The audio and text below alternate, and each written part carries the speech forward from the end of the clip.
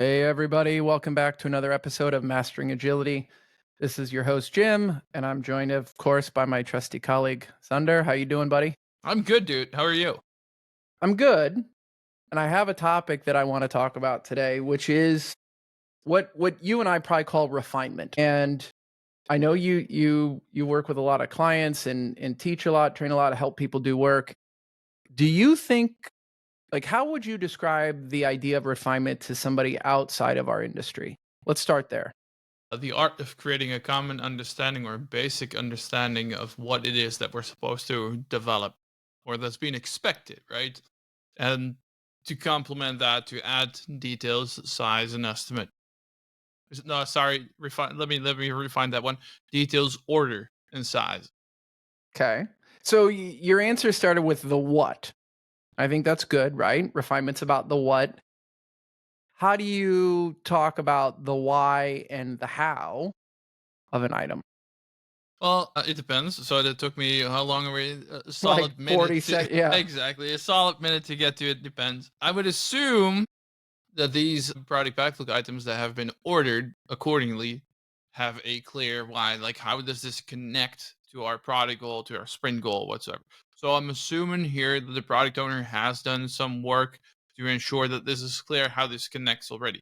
Like, if it's not the case, then it's up to the developers as well to go up to the product owner saying, "Hey, dude," or "Hey, man, we don't know what's going on here. Like, why is this here?" And then you can have a Mhm. conversation about that. But I'm sincerely hoping that that's the homework that has been done by the appropriate person. Right. Yeah, I come back to the old Cheshire Cat, Alice in Wonderland quote of if you don't know where you're going, any road will get you there. Mm. Which isn't exactly refinement, right? That could be a product goal, it could be a roadmap, milestones, could be a number of things, but normally the things we're refining and learning more about are steps to get us somewhere, I would hope. And last week I had the chance to talk to a couple just friends and family who don't do what we do, and I got the inevitable question, "What is it you do?"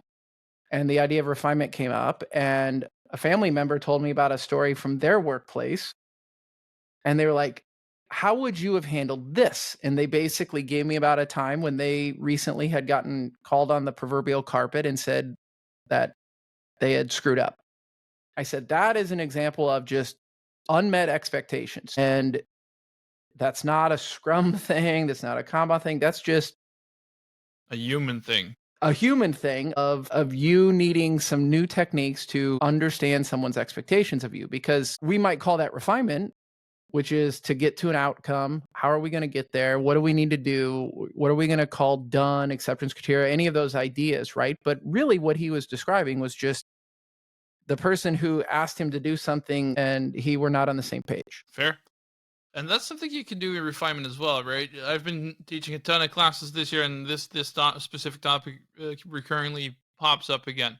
Now, in its essence, you can do refinement in your sprint planning as well. This is the part where a lot of people freak the fuck out when we're talking about sprint planning.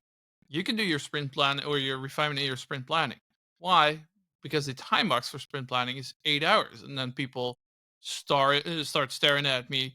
Their jaws drop to the floor. Their eyes are getting big. Like, why? 8 hours? Are you fucking insane? Are you out of your goddamn mind? No, no. Have you ever been in an 8-hour sprint planning? Yes, I have. Really? I have not. But I was a scrum master. I made sure it was 8 hours, and they Okay. and not to enforce like the 8 hours, but because they had so little idea of what it is that they're actually supposed to build. So I got two internal stakeholders. I got four users in there and a customer. So the one who's actually paying for it. This is a poor distinguish difference as well. Like, a customer is a group in this case of people buying it and the group people using it. That's the customer. So you got buyers, you got consumers. So I got those people in, and I had them refine whatever the idea was that they wanted to have done.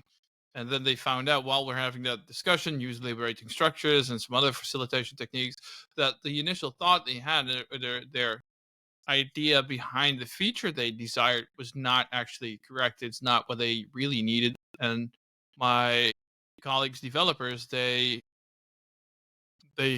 found out what their true problem was and then led them into a whole different direction. And that's Mhm. something you can definitely do in 8 hours.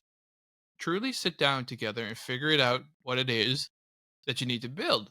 And I think that's continuing this train of thought. This is something that's often been overlooked, is that these scrum events, they are there to reduce the amount of other meetings that you have, and not to just add a lot of time, but to create more focus throughout the rest of the week, because now they don't have to jump into other meetings throughout the week. I've been working 2 hours here, and now I've got a client meeting, now I've got 2 hours here. Da, da, da.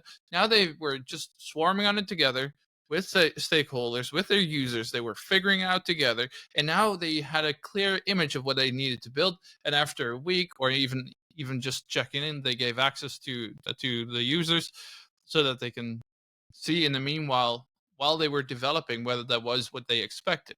So they would have a very short loop of feedback, and they could keep going with a lot of focus. Right. Yeah, just last week I had a leader ask me, not even really ask me, just comment that it felt like the teams were in lots of meetings. I said, I totally agree. I think they are. And you could tell they were taken aback. They're like, wait, what do you mean? And I said, I think they are in a lot of meetings. What are you talking about? And they brought up, well, sprint review, sprint planning, the daily and all that. And I said, see, we're not talking about the same thing. Like those aren't meetings. Those are scrum events. I'm talking about all the other crap that the team has to go to. And I Hmm. said, if the team is having a 2-hour sprint planning and a 1-hour sprint review with 15 stakeholders and it's not worth that investment, then look to your coaches, me, scrum masters, others to make it better. But let's look at the meetings that the team is burdened by. That led to a good discussion. The other kind of aha that came out of that is they were mostly concerned with the product owners being in a lot of meetings. And I said, well, that's a different story because you want those people in a lot of meetings. They're going to need to meet with a lot of people to talk about expectations, needs, problems, dependencies, all that stuff. But they're in those meetings so that the team can keep staying at their desk and focusing on doing stuff. And it was a very productive discussion, but it was, I think, more productive because I was a little disarming at the beginning by saying, I agree with you. We just had different definitions of meetings versus events and the value that's expected of each. And I think a lot of people underestimate how much work a product owner can actually delegate. Mhm. Right? It's product owners are still being perceived, or too often, in my opinion, as the one who is filling the backlog, just filling it. Like he or she is the sole accountable person for filling the backlog, and he needs to be with the team full time. Now that's the biggest load of bullshit that I've ever seen. Now Right. developers should talk to the product owner when it comes to refinement, right? But the product owner doesn't necessarily have to be there. I, as a product owner, can connect you as a developer to one of the stakeholders or the user. Like here are the people. Go figure it out. Don't you mean product manager? I mean whatever you want me to mean, dude. Nice. Well, and you know what's funny is I was thinking about our chat with Chris last week because I was in an organization that had both product ownership and product management. And I think it's sort of working, but the risk that I identified for them is there's a lot of assumptions being talked about. So if you talk to the Yes. product owners, you're like, well, who does this type of thing? Who's going to the industry events? Who's talking to this integrator? Who's talking to this? I assume product management is. I worry that if I went and asked product management, they'd be like, either say, well, we're not, or maybe they would say we are, or maybe they would say, well, I assume the product owners were. And so the takeaway from that conversation was I don't know if there's a problem here, but I suggest you turn some of these assumptions into facts if you're going to have both like titles in the Take it super company. true. Yeah, I think that's such a misconception that there's a hierarchy to this. The product owner is less or lower in the hierarchy than a product manager. Also, if that's the case, then why are they owning the product? So they're actually not, right? coming back to the discussion with Chris, if there's one thing that I took out of it is that they, as a Silicon Valley product group, actually see the product manager the exact same way as Scrum.org and the Scrum Guide and the other big Scrum players actually intend how a product owner works. So in fact, there's no difference. The only difference is that they have a different viewpoint of how a product owner is intended. That's one of the main things I took out of it.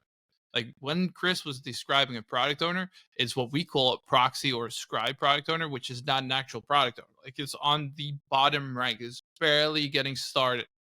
And so when he was describing what a product manager does is the exact same thing of a product owner.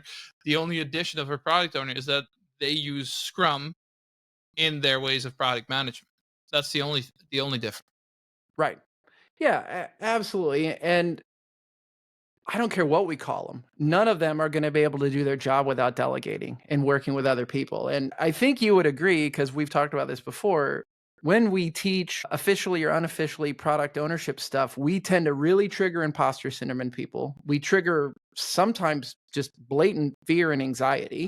The salve for that, the cold drink of water to rejuvenate people, is no one is saying you have to do this by yourself. And I've never met a product manager or product owner who's doing all of those things perfectly all the time. It's, No, yeah, they start suffering from the Atlas alias, where they feel like they should bury the or carry the burden of the entire organization and the entire product on their shoulders. Like it's their responsibility to know the entire product inside out. Like if you want to set yourself up for a burnout, that's the way to do it because you're gonna go down real fast. I had a lot of product owners in my latest product owner advanced class that were talking about, yeah, but how should I know how the technicalities of the product work? Well, that's the neat part. You don't. Like your developers should know that. You should know how to maximize the value. And you should collect the people around you that can connect you to the information, that can help you feed the information for you to make decisions. But you don't have to know how the exact source code works. You don't know. You don't need to know how. I don't know the mold of the new door for the latest Tesla works. right. You're reminding me of a conversation I had not too long ago where somebody was really surprised because I gave them an opinion that was exactly 180 degrees from what they assumed. I said, as a product team and product evolves, the product owner needs to know less and less about the how. And they Yeah, said, "Well, that is so counterintuitive to me because as we're working, don't I need to know more and more about the nuts and the bolts and the how?" And I'm like, "I don't see it that way. Like you're gonna learn, but you're gonna learn the vocabulary of the team. You're gonna learn the challenges. You're gonna learn the mistakes and all that. But I think as I see product owners evolve, they're able to spend less of their time managing how stuff gets done and worrying about the little stuff, which gives them more time to worry about the bigger stuff." yeah. Do you think that Mark Zuckerberg knows exactly what kind of code is being written? Probably not. He's these Exactly. days he's way too busy doing Brazilian jiu-jitsu and I don't know what not. He's Have you definitely seen that dude's neck lately? he's fucking jacked, dude. He does not even look like himself. Like I saw a picture of him and I had to do like a triple take. But it's the same as Bezos. He's getting super jacked as well. I mean, the conclusion before we dive into many tangents again is that you want to get to a point of product ownership and product management that you can balance your work sufficiently so you can get jacked. Yes, so you can like never You have skip enough, yeah, you have never enough skip time neck day. exactly to build that neck, Right. or their neck got so big from the Atlas alias. Well, I don't know. and I want to come back to something you said, which is product owners feeling the weight. Like I think they should feel some weight, but that should not be a Sure. crushing Atlas level weight. And I think that's the balance, is people like you and I or any outsider or third party can help people say, "Oh, you're taking too much on your shoulders or you're feeling too much personal responsibility for things. You need to let some of that go." But we also at least I mostly see the opposite, which is everybody feeling like something else is not their problem. No, exactly. That and coming back to the original point, like the whole refinement. I see way too many teams as well dive into the absolute nitty gritty detail of how they're going to do exactly what. That's not what refinement is intended for. It's just to gather sufficient information to make product backlog items ready to be picked up in a sprint, right? Also, just for the audience, that does not mean that we now have a definition of ready. It doesn't exist. As long as we have sufficient information to start working with, if you can start working for a couple of days on this, then we're good. Then we're golden. We can start. We can figure it out along the way. But don't prepare the entire thing. Don't pre-cook the whole thing before you actually have your sprint planning or before you start working on it. The actual details, the actual really deep discussion you can do in your sprint planning. I don't know if this comes up for you as often it does for me, but and it doesn't matter if a team's doing Scrum or working in a totally different way. If we ask them, what prevents you from delivering on your expectations most of the time, the most common thing I see is change control, governance processes, waiting on other departments, groups, whatever to do something. If that's a reality, how do you help people structure their work? Do you suggest they break it out? Like they break that piece out from everything else? Do you suggest they don't? What's your Listen, the thoughts? the absolute easiest and also biggest open door to this answer is just talk to your fucking users as soon as you can.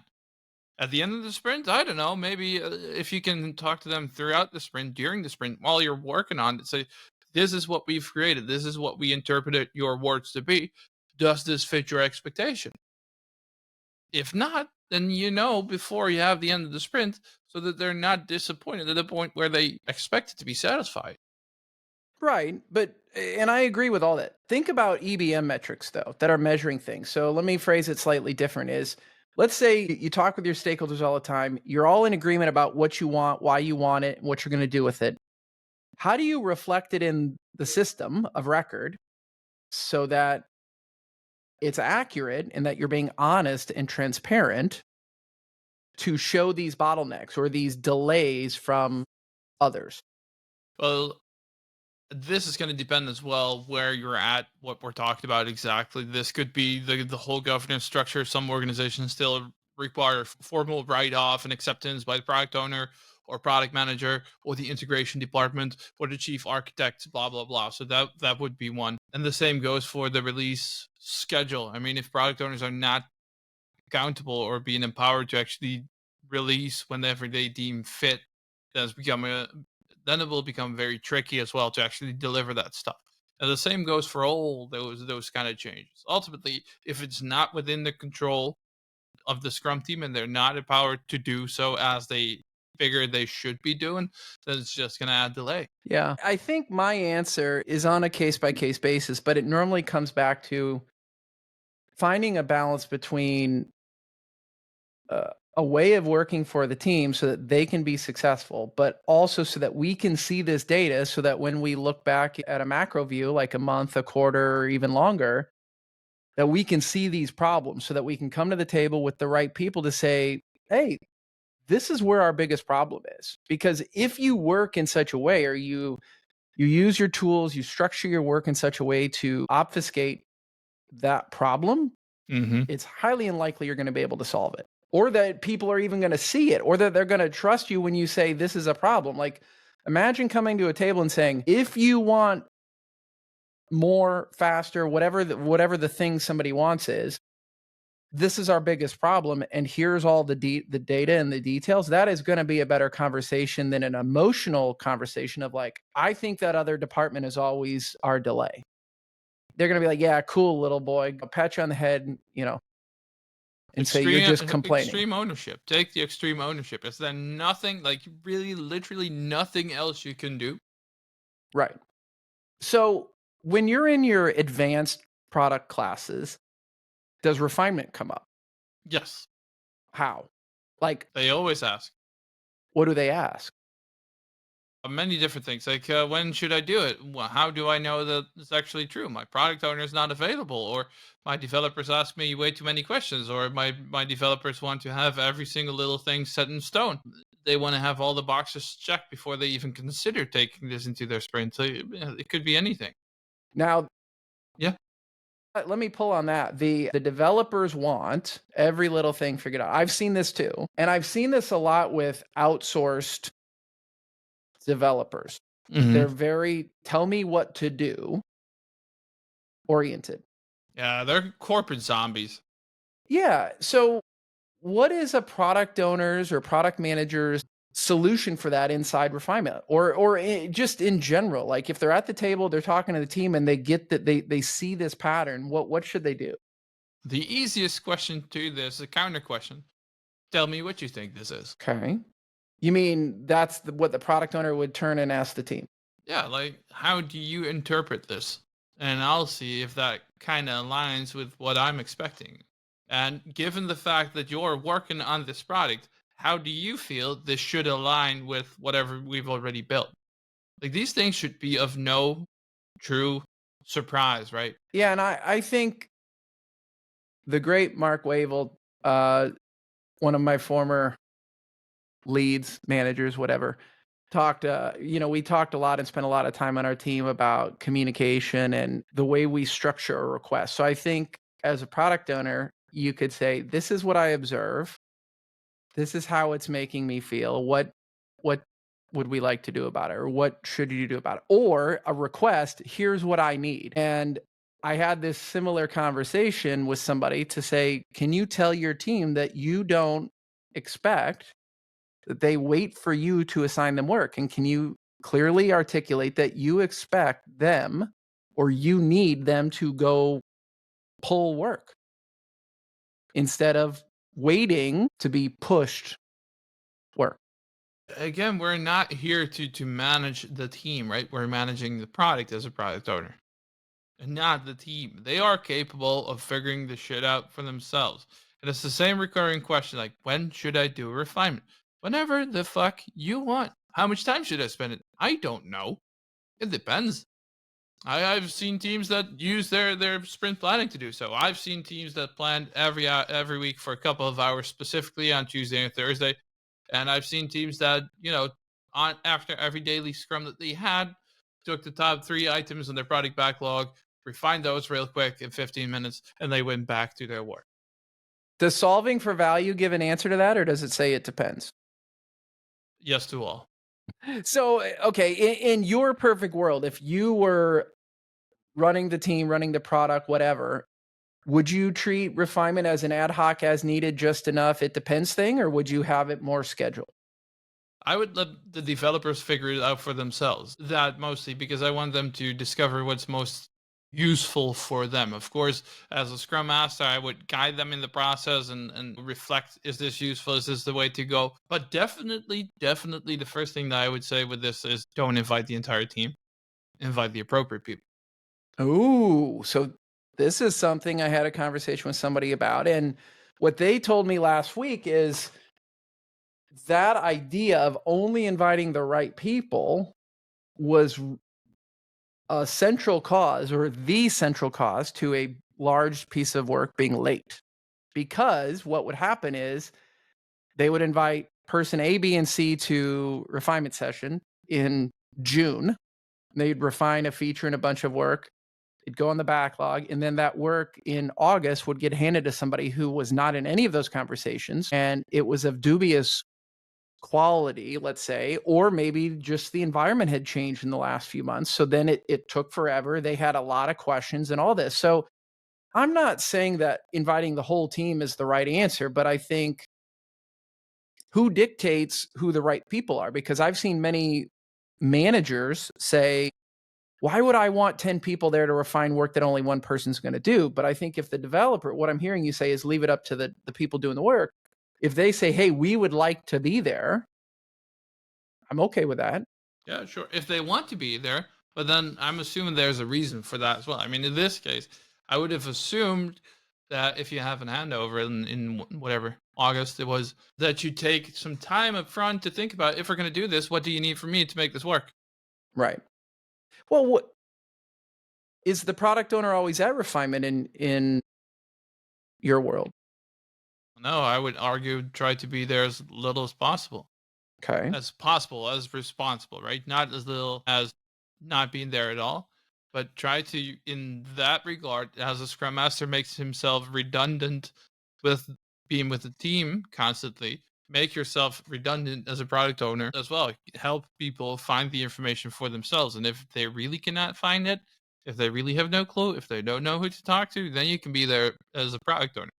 But after a while, you start to evolve the product and you don't necessarily have to be there for refinement. Right. And I do think that's a more, I hate the word mature, but I think that's a more Advanced. advanced thing, right? Where I think many teams need their product owner to be, or product manager, whoever, right? They need the person with the answers that knows Yeah. the expectations at the table more than they have today. Very few times have I seen where they're there too much.